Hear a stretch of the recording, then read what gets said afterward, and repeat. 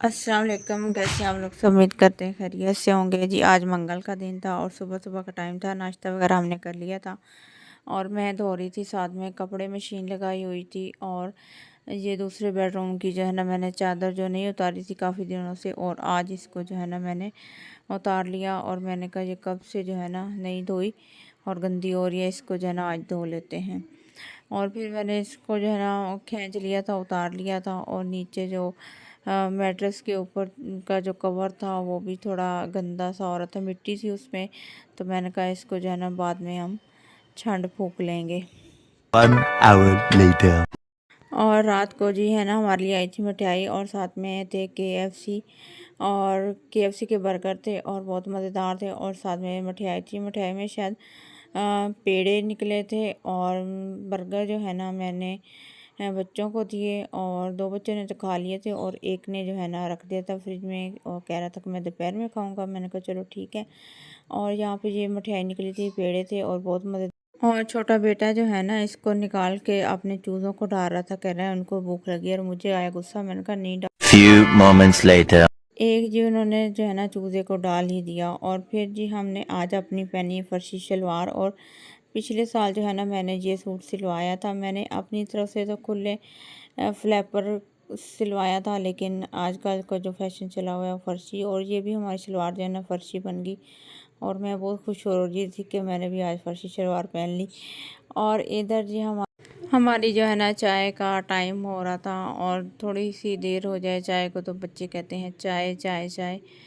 तो मैंने कहा अच्छा मैं बना देती हूँ चाय। और इधर जो है ना चाय भी साथ बन रही थी, और इधर जो है ना तोतों ने बड़ा शोर मचाया था। और मैंने कहा मैं देखूँ उनको क्या हो रहा है। तो वो कभी कभी बहुत ज़्यादा जो है ना शोर वगैरह करते हैं। और जी आज जो है ना मौसम बहुत प्यारा हो रहा था, और कभी धूप निकल आती और कभी जो है ना बादल आ जाते। और कुछ देर पहले मैंने बताया था कि हमने कपड़े वगैरह धोए थे, और कपड़े जो है हमारे कुछ सूख गए थे और कुछ जो है ना सूख रहे थे, और कुछ जो है ना हमने छत पे फैलाए थे, वो भी शाम तक सूख जाएंगे। और इधर जी हमारी चाय जो है ना बन के तैयार हो गई थी।